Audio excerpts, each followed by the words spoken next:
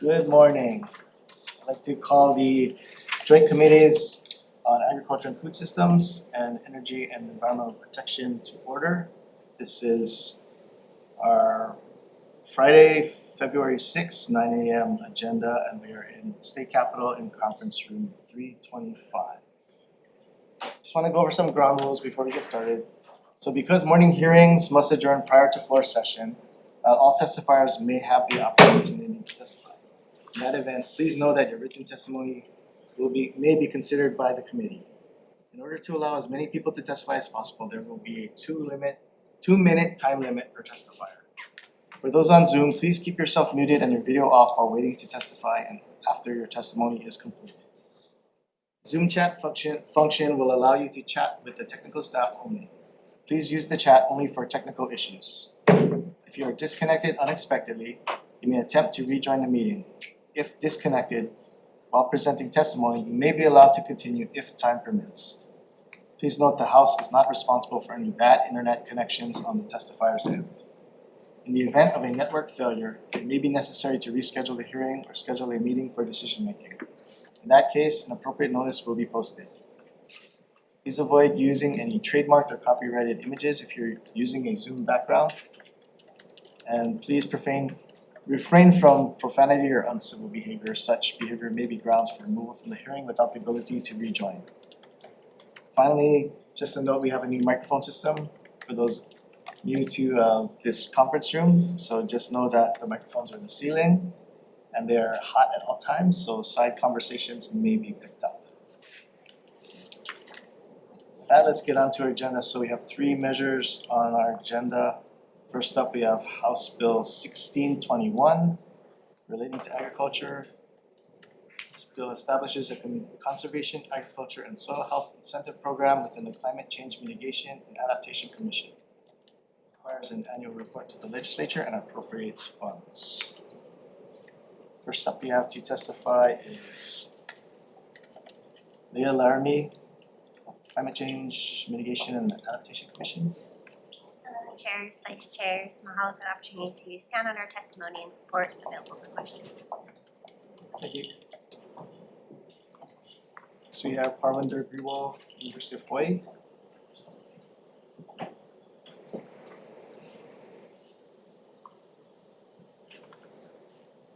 Chair, vice chairs, and the members of the committee, we stand on our written testimony for this bill in support. This is a very important bill, and we have a lot of work in terms of soil health and soil analysis. We are also restarting our soil analysis lab that service will be available from April 1. Thank you. Next we have Ann Frederick, Hawaii Alliance for Progressive Action.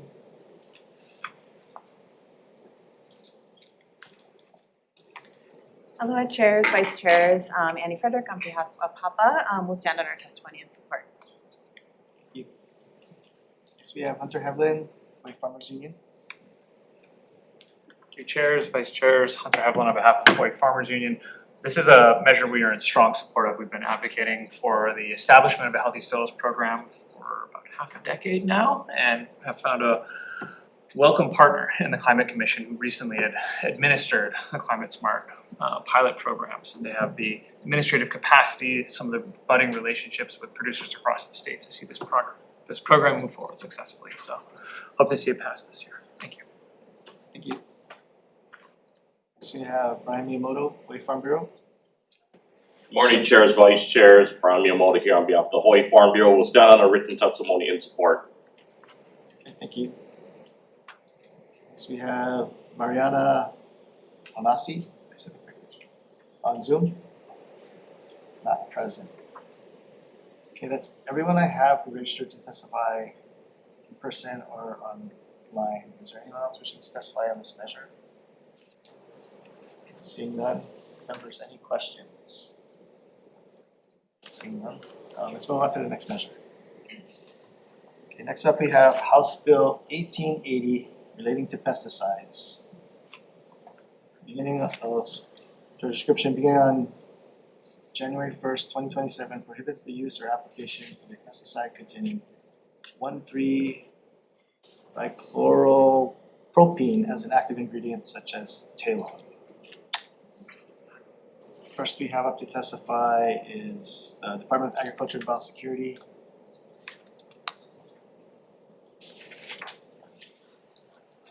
Good morning, Chair, Vice Chair, members of the committee. On Lao Plant Pest Control Branch Manager, Department of Agriculture and Biosecurity. We stand on our written testimony and we're available for questions. Thank you. Next we have Annie Frederick, Papa. Good morning, Chair, Vice Chairs, members of the committee. So since the RUP reporting data has been made available pursuant to Act 45, starting in 2019, we have been doing a very detailed analysis of that data and GIS mapping it by parcels across the state. And what we have found particularly is that fumigants are consistently the most heavily applied, and specifically the active ingredient in Talon 1,3-D is the most heavily applied RUP across the state. What we've also learned is that it is really only been applied by 2 users, but excessively heavily, anywhere between 100,000 to 200,000 pounds across the state. In particular, the region between Waialua and Wahua, from north central Oahu, is the most heavily applied area. We know that this particular fumigant is highly prone to drift. California has been tracking, doing drift monitoring around this particular fumigant and other fumigants for many years. And what they found is that even kind of small amounts can drift miles off-site and cause harms. There's different kinds of harms that we can look at, particular to this chemical. Acute harms would be kind of severe respiratory impacts, nosebleeds, nausea, things like that. But what we often see is, what we often don't notice more are these kind of more chronic low-level exposures that people are not used to detecting, which can lead to cancers over time, which is why California has actually listed it as a known carcinogen in Prop 65. So I think out of an abundance of caution, given that there were 2 users primarily using it across the state, I believe that the user on Maui has transitioned away. I think it would be a prudent choice to protect public health and ban this chemical at this time. Thank you. Thank you. Next we have Hunter Havlin, Hawaii Farmers Union. Stand on our written testimony and support. Brian Miyamoto, Hawaii Farm Bureau. Thank you, Chair. The Hawaii Farm Bureau will stand on its written testimony in opposition. Thank you. Next we have Mariana Monasi on Zoom. Present. Clayton Kubo on Zoom. Present. Janet Ashman on Zoom.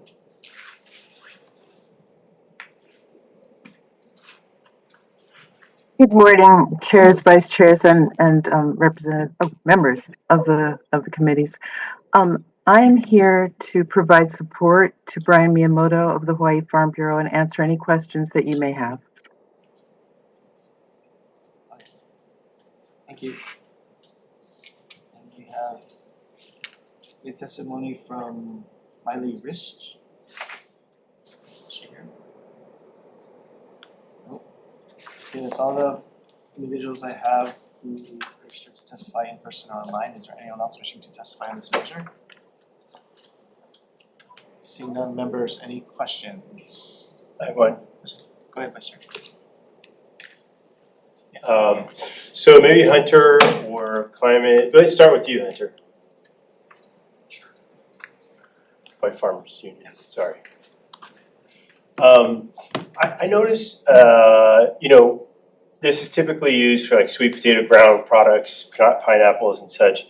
I know those same products are grown in Hamakua in the district I represent, and they don't use the pesticide.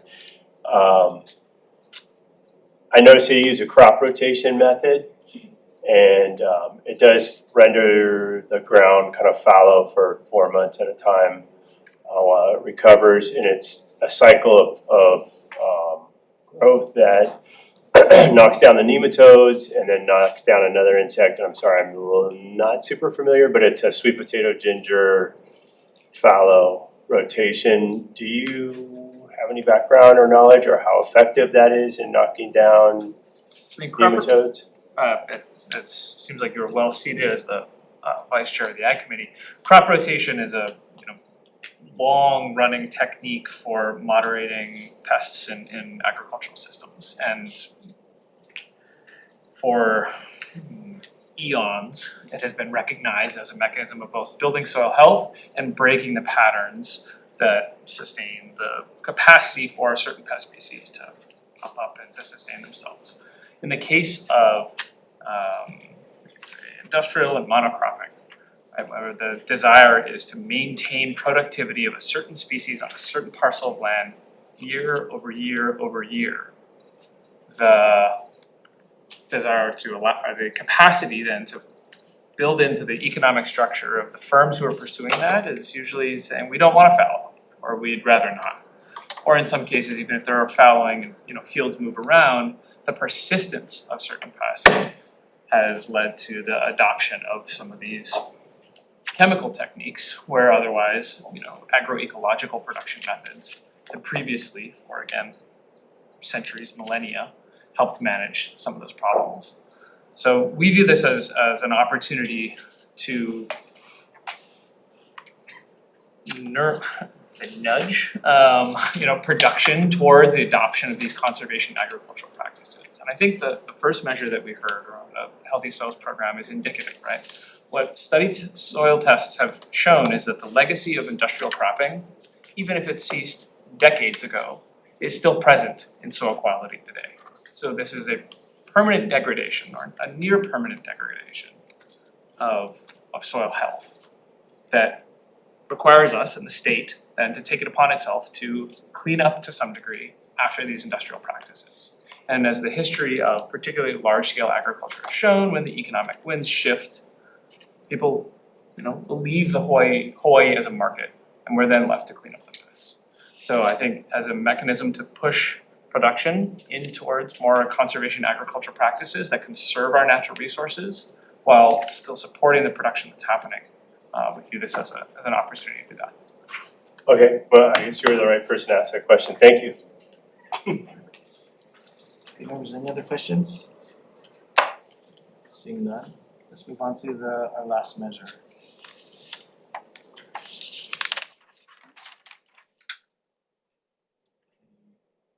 Next we have House Bill 1831 relating to agriculture lands.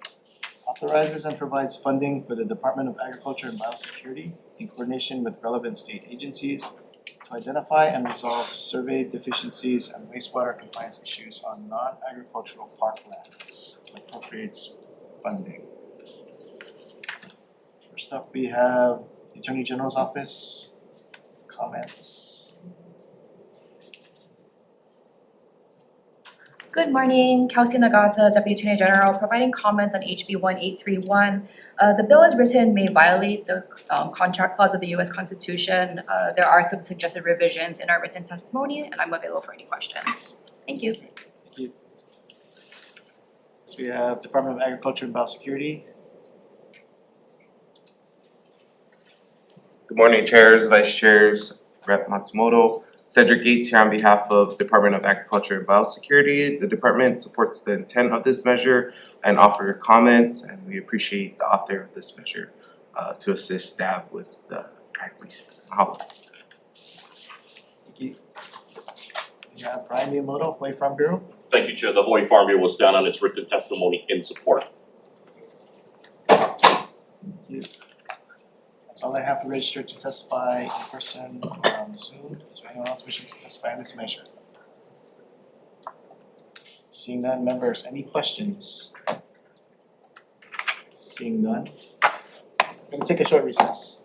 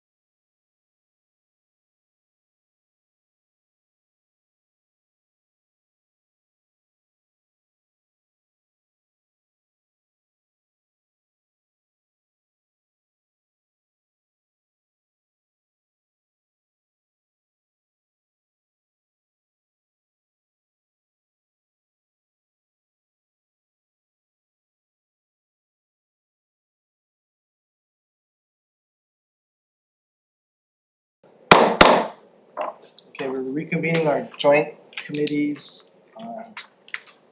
We're going into decision making. So first up, we have House Bill 1621 relating to agriculture.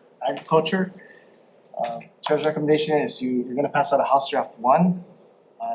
We're just gonna blank out the appropriation amounts and insert them into the committee report and change the effective date to July 1, 2000.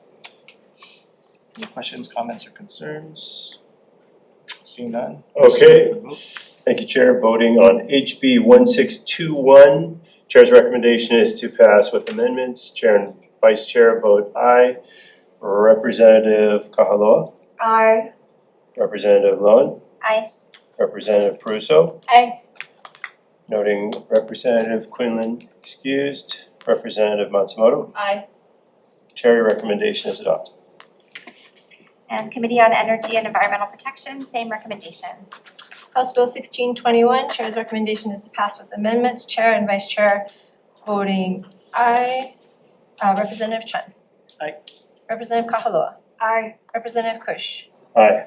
Noting the absence of Representative Quinlan, Representative Matsumoto. Aye. Chair, your recommendation has been adopted. Okay, moving on to the next measure, House Bill 1880 relating to pesticides. So I think this is an important conversation and I wanna keep this moving, so I'm gonna recommend we pass out a House Draft 1 and we're just gonna change the effective date to July 1, 2000 for further discussion. Any questions, comments, or concerns? Seeing none, Vice Chair. Thank you, Chair. Voting on HB 1880. Chair's recommendation is to pass with amendments. Noting the excused absence of Rep. Quinlan, is there any reservations or nays? Seeing none, Chair, your recommendation is adopted. And Committee on Energy and Environmental Protection, same recommendation. On House Bill 1880, Chair's recommendation is to pass with amendments. Chair and Vice Chair voting aye, noting the excused absence of Representative Quinlan. Are there any noes or reservations? Seeing none, Chair, your recommendation has been adopted. Okay, thank you. And last up, we have House Bill 1831 relating to agricultural lands. Recommendation is to pass out a House Draft 1. We're gonna take the amendment recommended by the Attorney General's office and change the effective date to July 1, 2000. Any questions, comments, or concerns? Seeing none. Thank you, Chair. Voting on HB 1831, Chair's recommendation is to pass with amendments. Noting the excused absence of Representative Quinlan, is there any reservations or nays? Seeing none, Chair, your recommendation is adopted.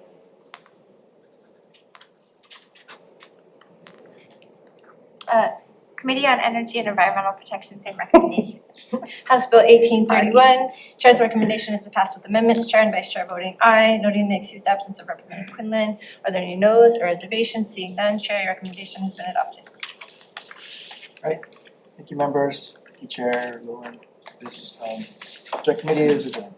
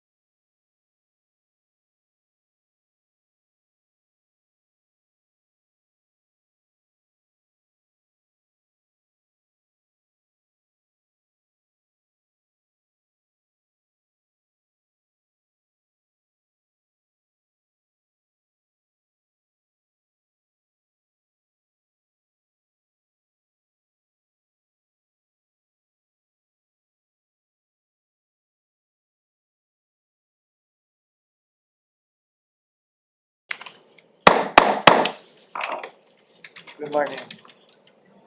Okay, so we're now starting our Committee on Agriculture and Food Systems 901 agenda. This is our Friday, February 6th agenda. We're at the state capitol in room 325. And first up on our agenda, we have House Bill 1572 relating to aquaculture development. Requires the Department of Agriculture and Biosecurity to establish a 4-year restorative aquaculture development program to reduce aquaculture permit processing time, support aquaculture infrastructure expansion, increase the aquaculture workforce, and pursue federal aquaculture grants. Establish 3 pilot demonstration sites for restorative aquaculture and convene a restorative aquaculture advisory council. Requires reports to the legislature and appropriates funds. First up to testify on this measure is Deputy Attorney General, Attorney General's Office. Good morning, Kelsey Nagata, Deputy Attorney General, providing comments on HB 1572.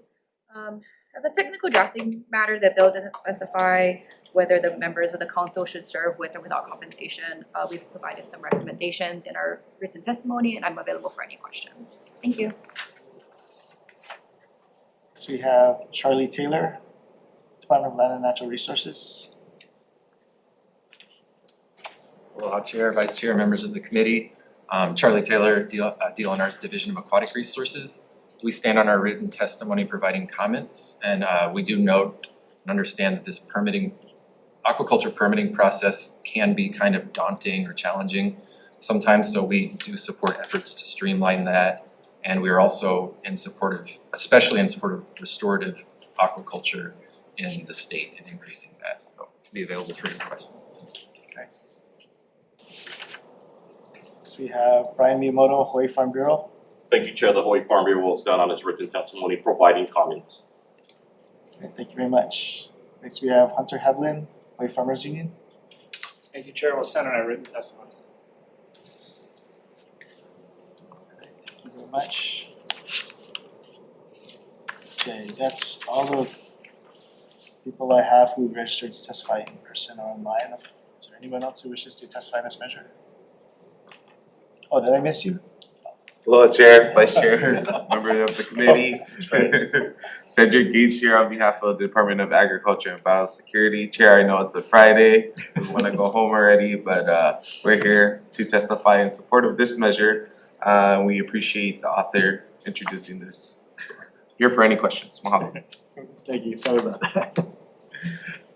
Anyone else wishing to testify on this measure? Seeing none, members, any questions? I have a question for Mr. Lowe.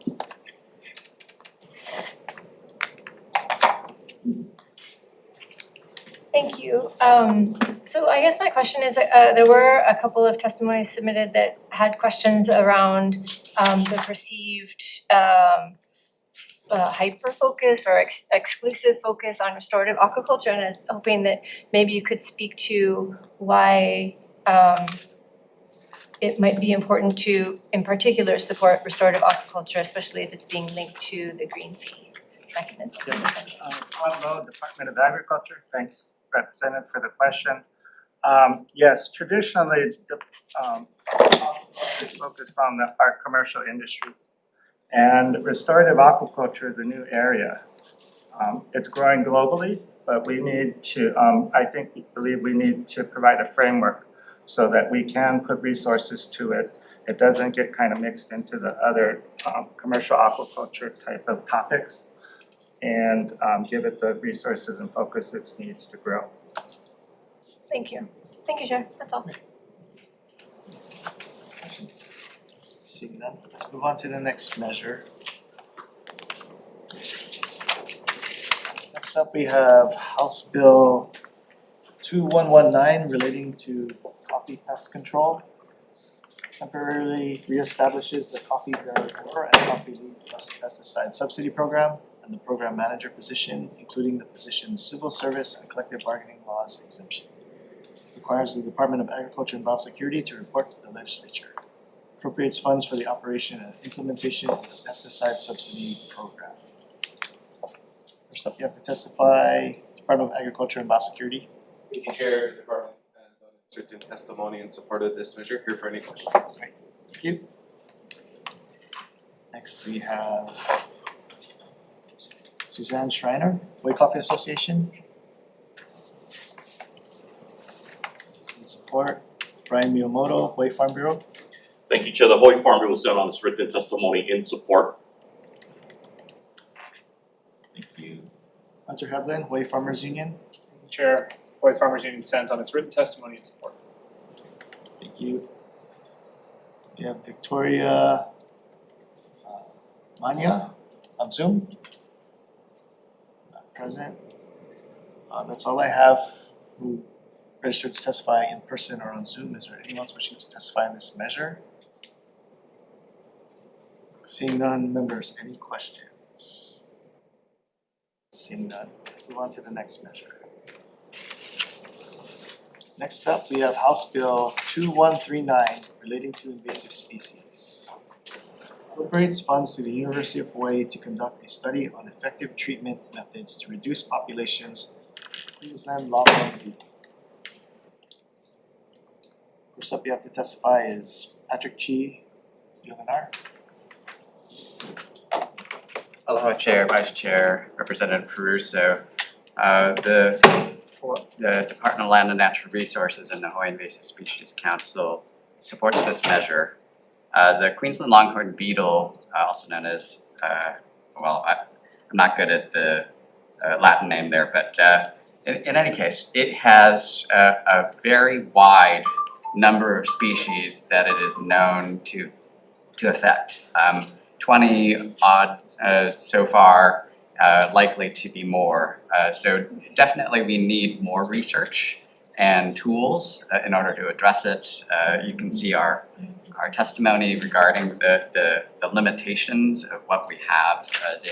There's only really one measure that has been somewhat effective against Queensland longhorn beetle, and potentially using extraordinary means in order to try and get rid of it. So if we can have more research done in order to address this, we would appreciate that. So thank you for the opportunity. Thank you. Next we have Dean Grewal, University of Hawaii.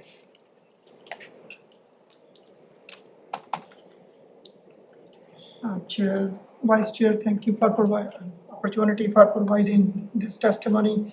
We are in support of this work and we have the capacity to do it, and I'm here for any questions. Thank you. So we have Department of Agriculture and Biosecurity. Morning, Chair, Vice Chair. The department stands on this testimony. Thank you. So we have Brian Miyamoto, Way Farm Bureau.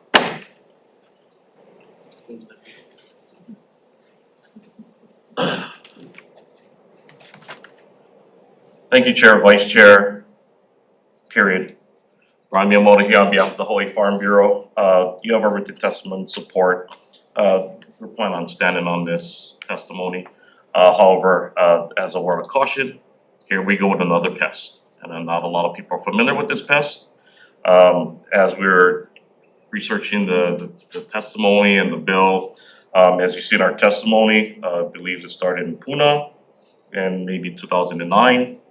Expanded its host range, is now established in Hilo and throughout the Hamakua coast, with confirmed presence as far north as Honoka'a and Ahualoa. So here we go again. That's why we need to address invasive species and biosecurity. We keep getting new incidents of pests, and they start somewhere. If we don't react, then they're going to spread, and they're going to go to neighbor islands, and then it's another pest that's going to have additional funding requests and resources. So we need to address this pest. And maybe I should have spoken before on the other bills, but that's where all tools, including pesticides, as in the previous bill, studied, data-driven, scientific facts can help address some of these concerns and provide the tools that our farmers, our ranchers, our state can for conservation land, our environmentalists, and our homeowners as far as with termites and pest control, structural pests need in order to combat this. We live in the middle Pacific and we're getting more and more pests coming here, and we need those tools and we need to stop invasive species. So appreciate the legislature's support and funding. We requesting more funding and we need to address invasive species now. We're in a crisis. Thank you for the opportunity to testify. Thank you. Next we have Hunter Havlin, Hawaii Farmers Union. Chair, we'll stand on our written testimony and support in the first half of the previous testimony, or testifier's oral testimony. Next we have Franny Brewer, Big Island Invasive Species Committee. We have Emma Stierhoff on Zoom. Good morning, Chair, Vice Chairs, and members of the committee. My name is Emma Stierhoff. I'm the lead ecological technician under the Likunapilina Forest Restoration Project at the University of Hawaii. We've been working pretty extensively on the nematode biocontrol, testing it at our forest site and working with BISC and USDA to scale up to the necessary level. I'm here today to express my support of HB 2139, which will allocate more funding to essential research needed to address the growing threat posed by QLB in Hawaii. As it spreads across East Hawaii, it has been devastating to farmers who are losing cacao, citrus, avocado, and the known host range for this plant is continuously expanding. We've also seen ecological consequences at our restoration site in Keaukaha, where we've seen widespread mortality of kukui and ulu, which are key canopy species at our restoration site. And the death of these trees allows for other invasive plants to move in without that shade from those trees. We need to address this issue so that we can mitigate harm of QLB to local farms, forests, and community spaces. And the nematode biocontrol offers a really promising solution. These locally isolated nematodes can be directly injected into the trees where they hunt down the QLB larvae and kill them within the tree. Research that we did on kukui and ulu in the summer of 2025 found that in most cases, this nematode treatment either reduced or completely eliminated QLB infection. And also numerous accounts from local farmers and growers reflect the effectiveness of this treatment. These are also non-toxic, so they're safe to their human handlers and other organisms like cattle. So this gives us a really good opportunity to proactively control QLB before it continues to spread across Hawaii and potentially to other islands. But we do need to invest more in this biocontrol in order to implement it at the necessary scale. It remains very time intensive and often more than one treatment is required to completely eliminate QLB in the tree. So it is essential that we invest in research on more efficient treatment methods, the life cycle of the Queensland longhorn beetle, which we currently know very little about here in Hawaii, and also increase nematode rearing so that it can be scaled to match the community need. This research will contribute to reducing QLB populations in East Hawaii and support growers in protecting their trees using a non-toxic method. Also, this low-cost, scalable treatment will be really valuable if QLB does make it to other islands. I'm available to answer any questions you may have, and I encourage you to vote in favor of HB 2139. Mahalo for your time. Thank you. Next we have Carrie Yost on Zoom. Aloha. I have submitted written testimony that gives firsthand farmer experience with using the nematodes and in actually trying to hold back QLB from our small orchard. We have problems with things like fallow orchards and fallow lands, which the state owns some of, that keep reinfesting. So it's not just that one or two applications, it's a continual thing. Right now, we cannot get the nematodes that we rely on because there is so little production right now. We need funding. I have submitted testimony that shows that this is infesting host plants that include native canoe, culturally significant, agriculturally significant, and ornamental trees used around Hawaii. If we allow this to spread, it will be orders of magnitude worse than CRB. And I'm not saying that facetiously. It literally is orders of plants that this is taking. In the list that I have supplied, which includes, I'm sorry, I actually did accidentally put a couple duplicates, but even with duplicates, there are over a dozen orders of plants that this QLB right now is investing, and that list increases every year. This is affecting farmers, impacting us so significantly. It is constant work. We need more support from our state on this. I stand in favor of this House measure. Nice. Thank you very much. Thanks for sharing. Okay, that's all I have who registered to testify in person or online. Is there anyone else wishing to testify in this measure? I'm hoping to testify. Okay, sure. Go ahead. Aloha kako, my name is Lila Shapiro and I am from Puna, Hawaii. I also work alongside Emma Stierhoff with Ligo Napulina, and I've been working hands-on with using nematodes as a biocontrol for QLB. I strongly support HB 2139. This bill will allow us at the University of Hawaii at Hilo to continue research on the effectiveness of nematodes. This biocontrol offers an opportunity to finally be proactive about managing an invasive species before it's too late and spreads to other islands, like we have seen with coconut rhinoceros beetle. I've seen firsthand the devastating impact QLB has had on our forests. At our restoration site, as Emma said, we've lost many canopy trees. And with this nematode treatment, we've been able to see trees that have been insanely infected with oozing infection all over and no leaves make a complete recovery after having this treatment applied.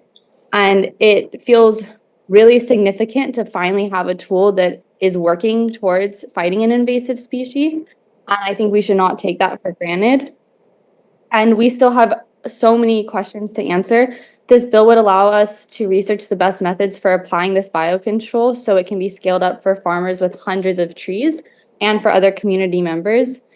This would be extremely important to have, as Emma said, if it continues to spread, and it's vital to protect the economic vitality of Hawaii's agricultural sector and reduce long-term costs to local growers.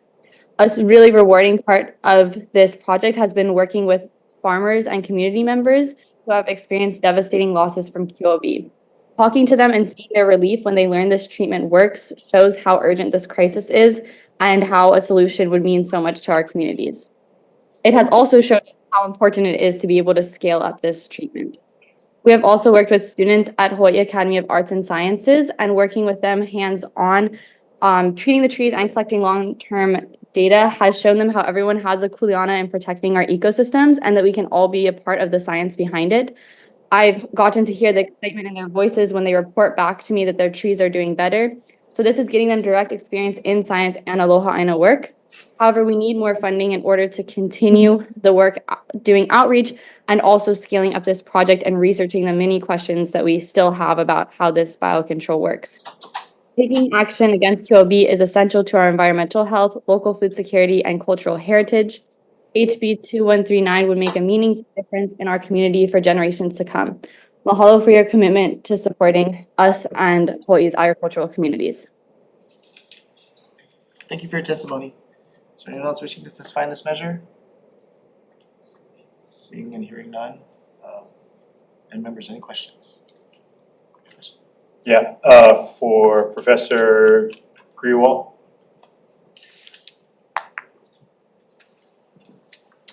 Thank you. So I was looking in the bill, you have a specific dollar value. Is that for the research or is that for a position? That's for research, Research. for as I know. Okay, and you think that's enough? Because I know like the nematode biocontrol right now is like, it's great if you have a kukui nut tree or a avocado tree or ulu. But if you have 2,000 coffee or cacao trees, you're like, it's unrealistic to hit, 5 different spots on hundreds of trees. Is there any other biocontrol that you guys have started to uncover, or is this really it? So right now, much of the research is focused on this particular nematode species which is already endemic to Hawaii. And there can be other species that can be more effective, but they are not endemic here. And it's hard to bring them many years in the past. Humanity has tried. I think there is a little bit of research on fungi as well, but this beetle is embeds into the tissue and it becomes harder. Other than that, it'd be systemic pesticides. And that's, what is that, Invectamin, or what is it? Yeah, imidacloprid could be one of those pesticides, but then when you want to eat, then there are restrictions of how long. Okay, and so the 138,000 is enough to conduct your nematode It's research? at the moment testing stage, and if it works, then I think the production of nematodes have to be accomplished locally, as we cannot bring in these nematode products. So then there may be a larger ask, but right now it is the testing. Okay. And so some of your research, I'm sorry, Chair, some of your research will also indicate to, because it is, I think the second to last testifier brought up, it does hit a wide variety of trees, and I see the UH Hilo farm, like all the kukui nut trees are just, they're barkless and dead. Getting it off Hawaii, out of East Hawaii. Is there any kind of control methods that you'll be looking at to beyond just biocontrol, but from like limiting, with CRB, it's movement of mulch? Or is it just hatch, fly, move on? Is that the primary? Yeah, for this beetle, it is more control in wherever the trees are. It's not so much like where it can, breed in other places. It's more attached to. So it needs a host tree and then it needs to fly, so find another host tree. And okay. Thank you. Thank you. Any other questions? Seeing none, let's move on to the next measure. Next up, we have House Bill 2459 relating to the Food and Product Innovation Network. Requires the Food and Product Innovation Network to integrate a coordinated food safety and regulatory framework. Requires the Agribusiness Development Corporation to establish performance indicators for the Food and Product Innovation Network, develop a market access strategy, align and harmonize state branding initiatives, and report certain data to the legislature. Requires the Department of Business, Economic Development and Tourism to evaluate or adopt enterprise zone initiatives to all counties. First up to testify, we have Dane Wicker from EBED. Good morning, Chair, Vice Chair, members of the committee. Deputy Director Dan Wicker, DBED, and we stand on our testimony and support. Thank you. Next we have Department of Health, Environmental Health Administration. Good morning, Chair, Vice Chair, members of the committee, Matt Cronin, Department of Health, Environmental Health Services Division. We stand on our testimony and support, happy to work and collaborate with ADC and others on food security for Hawaii, big social determinant of health. I'm here for questions. Thank you. Thank you. Next we have Dean Greenwald, University of Hawaii.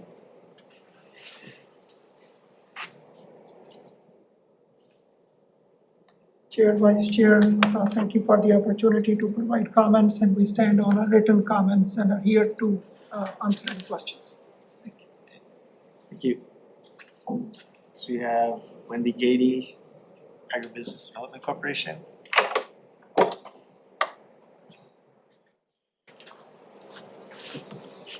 Good morning, Chair, Vice Chair, member of the committee. I'm Wendy Gady with ADC. I'm the Executive Director, and I'm very proud to introduce you to our Climate Resilient Food and Product Innovation Network Manager. This is the face that's going to make this bill happen, and we stand in strong support, and if you have any questions, we're here to answer. Thanks. Next we have Craig Nakamoto, HCDA.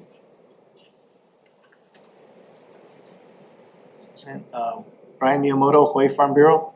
Thank you, Chair. The Hawaii Farm Bureau will stand on its written testimony and support. Okay, thank you. Next we have Hunter Hevlin, Hawaii Farmers Union. Thank you, Chair. Farmers Union stands on its written testimony and support. Okay, That's all I have for registered to testify in person or online. Is there anyone else wishing to testify on this measure? Seeing none, members, any questions? Seeing none, let's move on to the next measure. Okay, next up we have House Bill 2194 relating to lay. Requires and establishes benchmarks for each state executive agency to ensure that a certain percentage of lay purchased by that executive agency consists of lay made entirely of natural objects and plant material grown, harvested, and assembled in the state.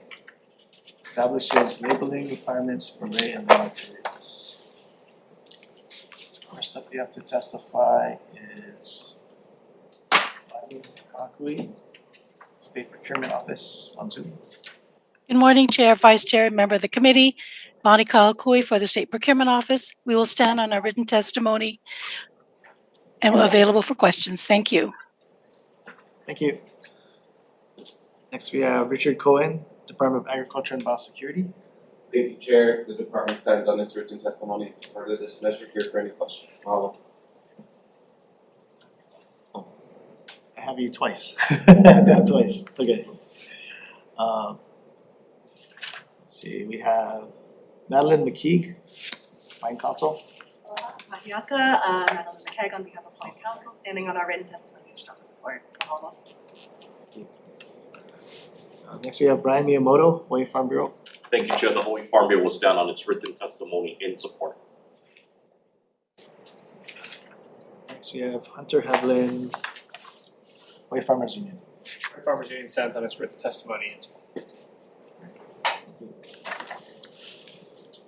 That's all I have who registered to testify in person or on Zoom. Is there anyone else wishing to testify on this measure? Seeing none, members, any questions? Okay, I have a question for Bonnie, State Procurement Office. She's still there. Good morning.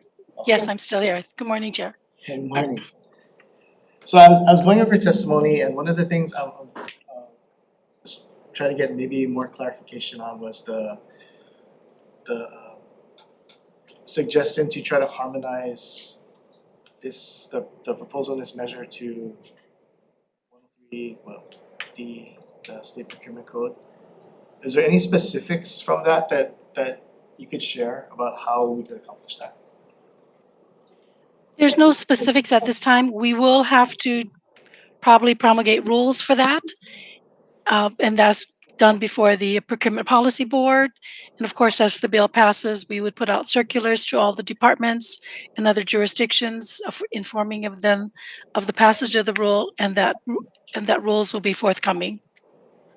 All right, thank you.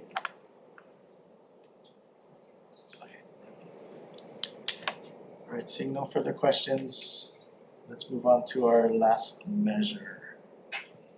We have House Bill 2561 relating to feral animals. Designates feral chickens on public lands in a city with a population of 300,000 or more as a controllable pest for purposes of public health and nuisance prevention. Prohibits the intentional keeping, maintaining, or supporting of feral chickens on state or certain city lands, including by feeding or placing chickens in such areas. Prohibits the abandonment of chickens on public lands or on private property without consent. Establishes fines and authorizing enforcing agencies. First up to testify, we have Department of Health, Environmental Health Administration. Good morning, Chair, Vice Chair, members of the committee. Matt Crono, Department of Health, Environmental Health Services Committee. Environmental Health Services Division. We support the measure. We just want to kind of clarify that while, we really do support animal control as part of public health, we're not an animal control agency. So here for any questions. Thank you.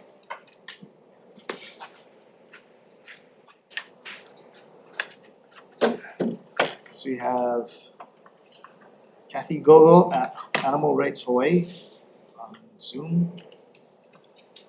She's in opposition. Brian Miyamoto, Hawaii Farm Bureau. Thank you, Chair. The Hawaii Farm Bureau will stand on its written testimony in support. Thank you. Next we have Hunter Havlin, Hawaii Farmers Union. Farmers Union stands on its testimony and support. Thank you. Next we have Noel Kakimoto on Zoom. Not present. We have Kathleen Kanopen, did I say that? On Zoom. Apologize if I got that wrong or mispronounced it. Hi, yes, good morning. Yes, I oppose the bill Aloha. I'm here to give my my experience. I go by Kai. My name is Kai Konoepan, testifying in opposition to House Bill 2561. I grew up in Miami in neighborhoods where free roaming chickens and roosters are part of cultural identity. In places like Calle Ocho or Little Havana and Key West, they're respected, protected, and they're managed through education and humane partnerships. And those approaches work. The chickens here in Hawaii were brought here from the first Polynesians back in 300 to 800 AD, and they even have their own word for them, moa for chicken. I believe this bill puts new enforcement burdens on Honolulu Police Department and the Department of Land and Natural Resources. Right now, the bill says those agencies, quote, may coordinate with animal welfare partners and public health partners, end quote.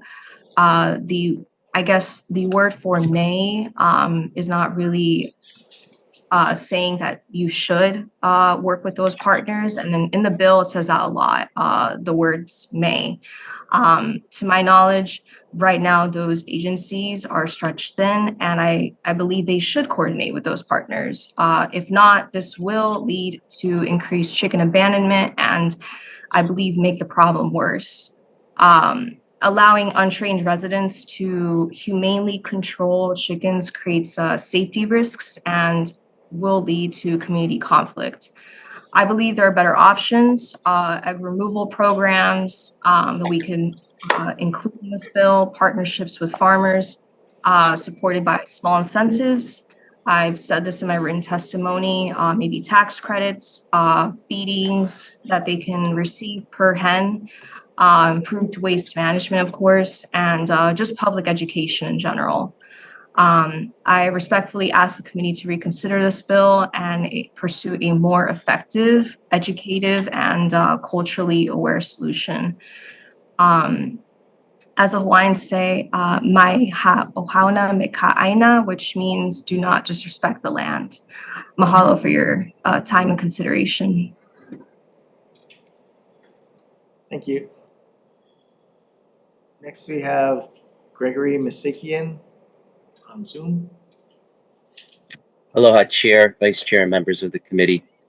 I am in opposition to HB 2561, and I would like to point out that the Animal Law section of the State Bar Association is also opposing this measure.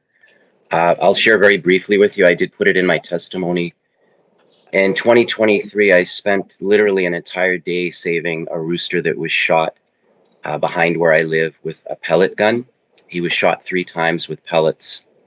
And I had x-rays taken, and I was able to get the Aloha Bird Rescue group to take him, to have a surgery, to rehab him. And he, you know, the last I heard, he was doing well. He had a hen that was sharing his cage, and he seemed to be happy. I would ask that when you look at this issue, you know, I understand that there's a concern with noise. I have that concern too with the roosters. But what we want to do is be humane. And when I went to save that rooster, again, this was an entire day of my life that I spent on this. When he was looking at me and I could see he was severely injured, there was aloha in his eyes and there was aloha in his spirit. And I just ask that all members of this committee have that aloha when they look at a bill like this and they make a decision on the repercussions, because I do believe there will be further animal cruelty.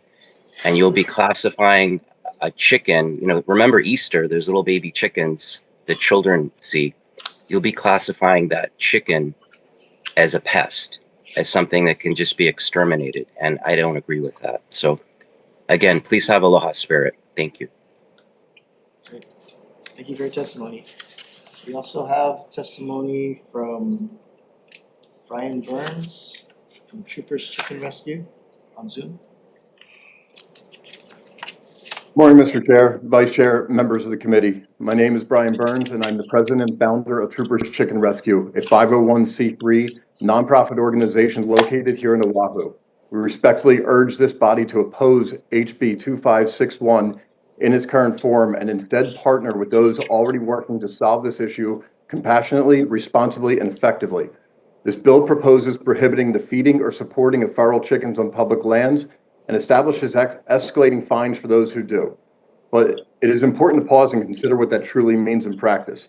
The individuals most likely to be punished under this legislation are not the ones breeding, dumping, or exploiting these animals. More often, they are the residents stopping their cars, carrying water in the heat, or attempting in small but meaningful ways to reduce suffering where formal infrastructure does not yet exist. When public policy begins to penalize compassion, it is an appropriate moment to step back and reconsider whether the approach aligns with our shared values and long-term goals. Across Hawaii, there is already a quiet but formidable force prepared to help address this challenge. An army of volunteers, veterinary professionals, students, rescue advocates, community members, your constituents who are not waiting for permission to care. What we lack is not manpower. What we lack is partnership. Troopers Chicken Rescue is actively working to secure appropriate land where these birds can be relocated and allowed to live safely with compassionate support. With thoughtful state collaboration, this effort can evolve into a structured population management strategy rather than a series of temporary interventions. Enforcement alone does not reduce populations. Infrastructure does. It is also critical that we speak candidly about what is driving this crisis.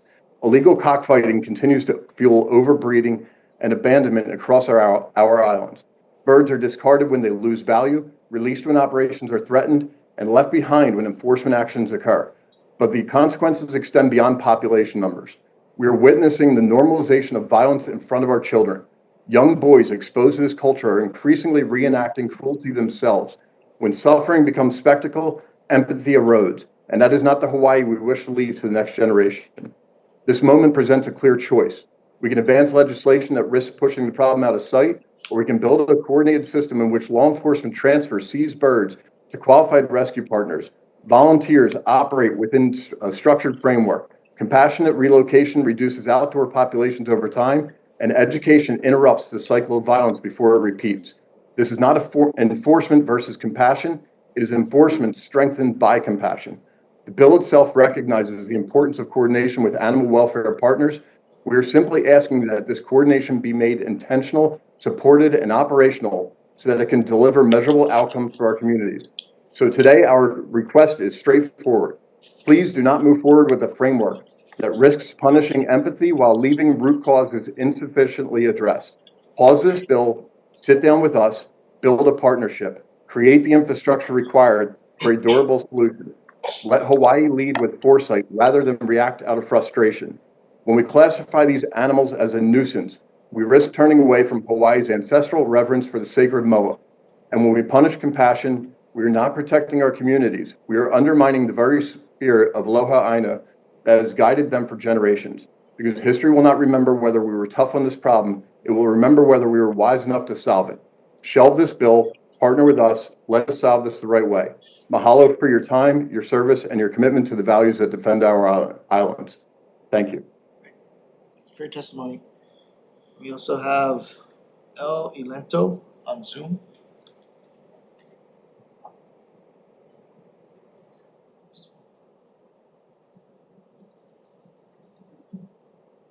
Hello, this is Linda.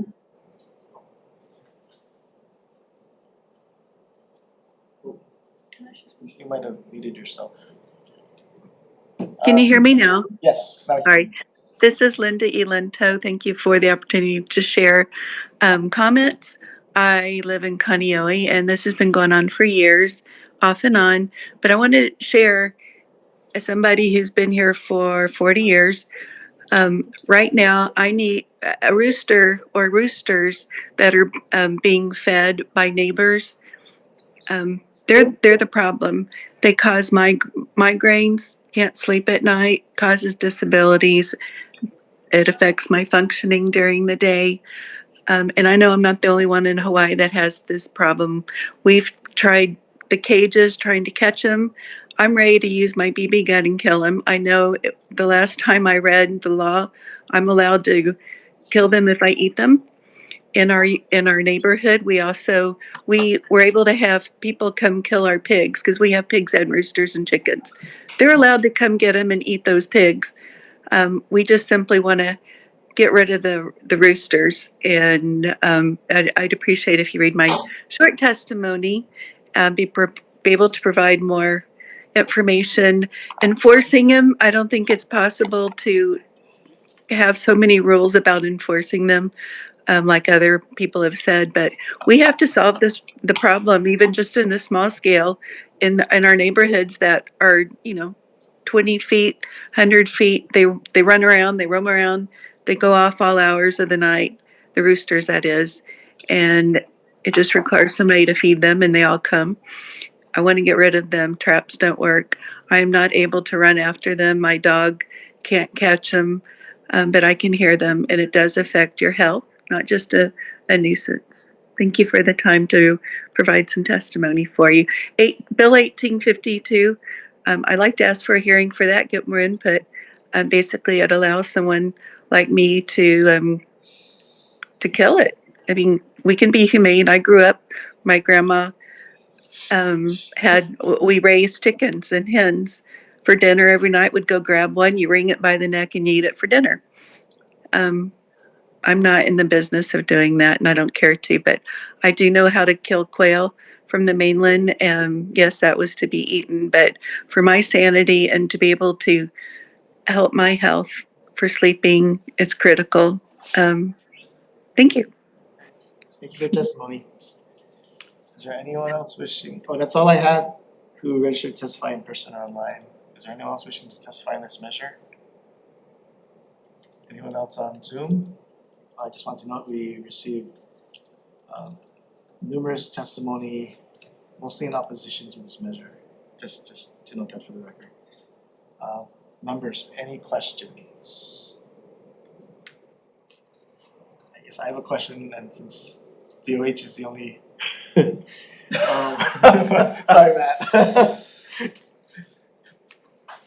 what we're here for. Okay. Background. So I don't know if you can answer this question, but my question is specifically on the defining the section in the bill that defines feral chickens as a controllable pest. I mean, is that really necessary to enable, I guess, either DLNR or the city to do what they need to do, or is that, would you happen to know? So Matt Cronin, Department of Health, Department of Health Services Division. I'm not actually able to answer that specifically, but I can shed a little bit of light just because we're one of the agencies and departments that do coordinate on some of these responses. I know that when you use specialized definitions like pest, it puts it in certain categories for certain types of businesses. It's a very complex kind of network of laws that lays together, to protect animal cruelty concerns. Where obviously I have pets, I've had every manner of pet possible. I love animals too. I don't think anyone is advocating to reduce animal cruelty. I do think that when it comes to pest control, for instance, and I know Department of Agriculture and others might have an opinion on this, that how we categorize certain types of animals, insects, plant, really defines the tools that we can bring to bear to control them, whether humanely or like in the types of plants. We don't really talk about humanely for plants, but the types of control measures that we have. So I do think that it's worth kind of exploring with some of those other agencies that are in the business of animal control, which we're not, if that makes a substantive difference on the tools that they have available. Because I do think just in working in this community, there is a commonality which there is recognized the proliferation of these wild animals and feral animals is a problem, even if not a lot of people have testified in support of that notion. And I think there's a really underlying strength that we don't want to increase violence towards animals for societal purposes, period, But there has to be some sort of a middle ground and legal mechanisms for people like the other testifier to reduce the impacts it has on, I think, property damage, I think crop damage, I think is, I would imagine that the agricultural interests here. And certainly for us, we do receive a lot of calls from individuals, that are concerned that it is impacting the welfare of their communities. And I think that's like DOH's connection to it. So I apologize, that's a long answer about whether pest makes a substantive difference. I do think that that is important.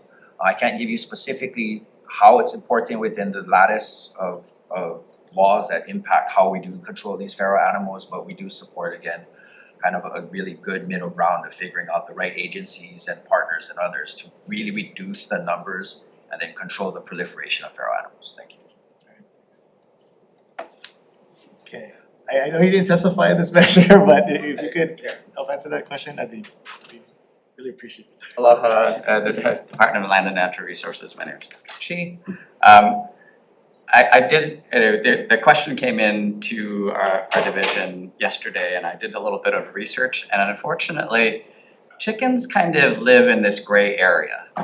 They are considered either domestic or agricultural, and therefore it doesn't really fall under the purview of the Department of Land and Natural Resources, unless the legislature deems it, or it adds it to, say, the Department of Agriculture. There actually is a law within the Department of Agriculture that says that if a feral, if an animal goes onto another property or public property, and there's this list, goats and cows and all these other things, but chickens aren't on there. And so if that were added to theirs, then that would make it active for chickens as well. But as in addition, the chickens just aren't on the list for any of DLNR's laws, including our rules, because again, it lives in this weird gray area of not being wild animal per se. So if the legislature deems it, then it would make it easier for enforcement to happen. So thanks. Thank you. Members, any other questions? Seeing none, we're gonna take a short recess before going into decision making. Recess.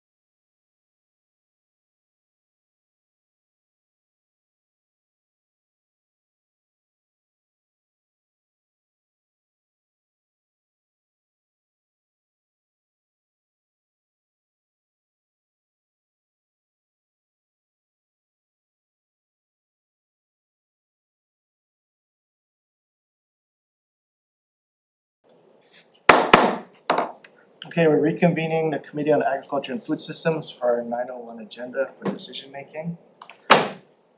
So first up, we have House Bill 1572 relating to aquaculture development. Recommendation of the chair is we're gonna pass a House Draft 1. We're gonna take the AG's amendment, blank out all the appropriation amounts and insert them into the committee report, and change the effective date to July 1, 2000 for further discussion. Members, any questions, comments, or concerns? Seeing none, Vice Chair for the vote. Thank you, Chair. Voting on HB 1572, Chair's recommendation is passed with amendments. Chair and Vice Chair voting aye. Representative Kahalo. Aye. Noting Representative Lowen's excused absence, Representative Peruso. Aye. Representative Quinlan. Aye. Representative Matsumoto. Aye. Chair, your recommendation is adopted. Alright, thank you, members. Next up, we have House Bill 2119 relating to coffee pest control. Recommendation of the chair is to pass out a House Draft 1. We're gonna blank out the appropriation and insert those amounts into the committee report and change the effective date to July 1, 2000 for further discussion. Members, any questions, comments, or concerns? Seeing none, Vice Chair. Thank you, Chair. Voting on HB 2119. Chair's recommendation is to pass with amendments. Is there any reservations or nays? Seeing none, Chair, your recommendation is adopted. Thank you. Next, we have House Bill 2139 relating to invasive species. Recommendation is to pass out a House Draft 1. We're gonna blank out the appropriation amount, insert it into the committee report, and change the effective date to July 1, 2000 for further discussion. Members, any questions, comments, or concerns? Seeing none?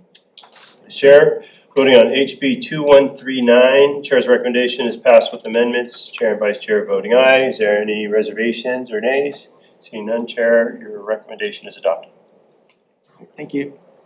Next, we have House Bill 2459 relating to the Food and Product Innovation Network. Recommendation of the chair, we're gonna pass out a House Draft 1. So first, we're gonna delete section 163F, that new section on page 6, which adds an enterprise zone. So I've conferred with the Chair of Economic Development, and he'd like to address all proposed expansion of enterprise zones in one measure. So that's why we're gonna move it for now. We're also gonna add an appropriation and change the effective date to July 1, 2000, and any technical amendments for clarity, consistency, and style. If there's any questions, comments, or concerns? Seeing none, Vice Chair for the vote. Thank you, Chair. Voting on HB 2459, Chair's recommendation is to pass with amendments. Chair and Vice Chair voting aye, and recognizing the excused absence of Representative Lowen here on out. Is there any nays or reservations? Seeing none, Chair, your recommendation is adopted. Thank you. Next up, we have House Bill 2194 relating to lay. Okay, members, I wanna keep this moving, so recommendation is to pass a House Draft 1. So what we're gonna do is we're gonna blank out the percentage benchmarks in section 2. We're also gonna blank out the January 1, 2043 date in paragraph B. We're gonna conform the term Hawaii made in section 3 with the Hawaii made statute in 201-3.5 and change the effective date to July 1, 2000 for further discussion. Members, any questions, comments, or concerns? Seeing none, Vice Chair, vote.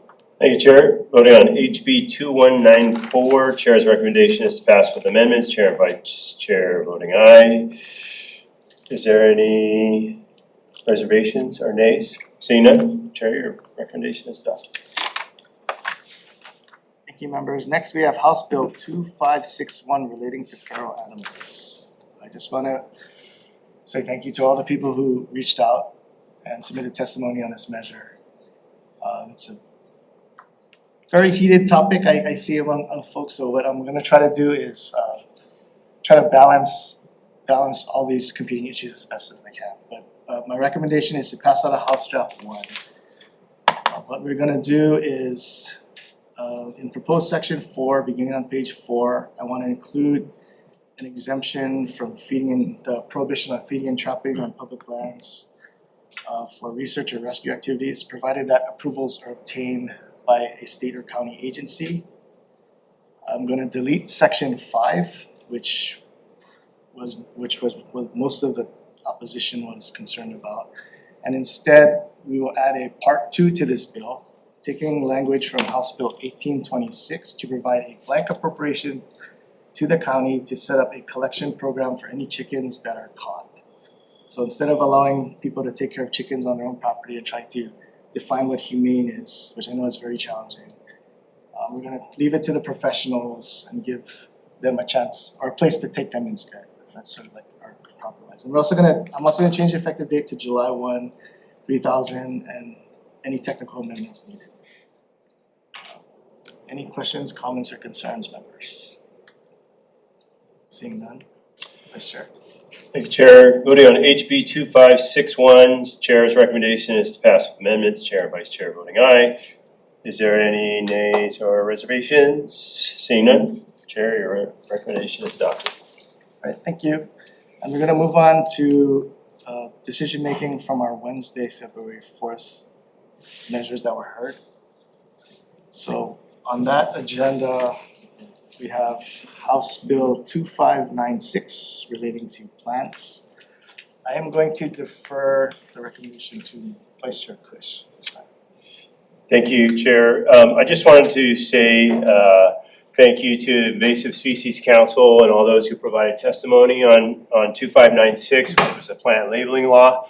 I think it has a lot of benefits and some good strengths, but there was a lot of overhang. It kind of came together at the end, and I want to have it deferred, and we'll work on it in the interim. And so I appreciate everybody's input. Thank you, Vice Chair. Next, we have House Bill 2017 relating to agriculture. So I want to thank the Majority Caucus Leader and Hawaiian Farm Bureau DHL for trying to come up with something workable. So our recommendation is to pass out a House Draft 1, and what we're going to do is we're going to take the tax incentives out of the IAL statute and move them into Chapter 235. So they'll have DHL will have its own freestanding tax credit with the same benefits. I'm also going to change the effective date to July 1, 2000, and any technical amendments for clarity, consistency, and style. Questions, comments, or concerns?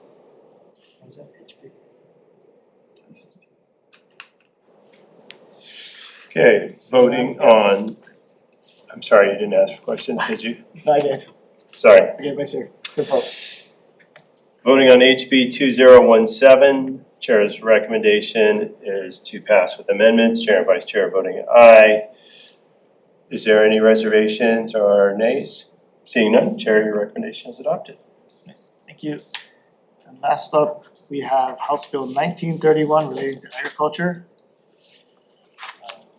Okay, members, I've been working with the introducer on this, and I know it's a work in progress, but I still want to see it moving because it has a long way to go.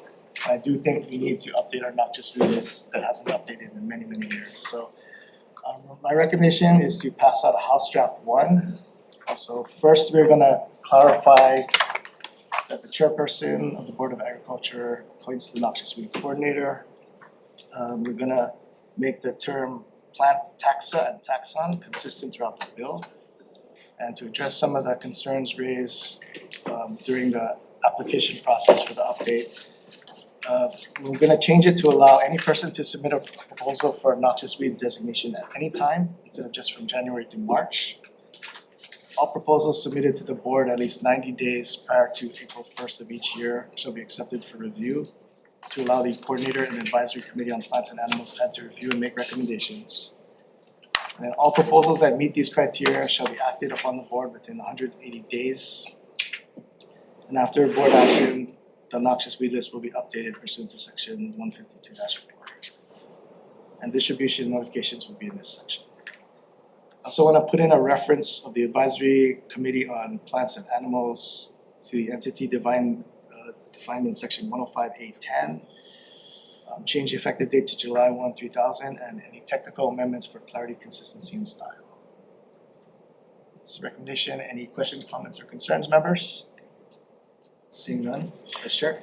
Thank you, Chair. Voting on HB 1931. Chair's recommendation is passed with amendments. Chair and Vice Chair voting aye. Is there any reservations or nays? Seeing none, Chair, your recommendation is adopted. Thank you, members. We are adjourned.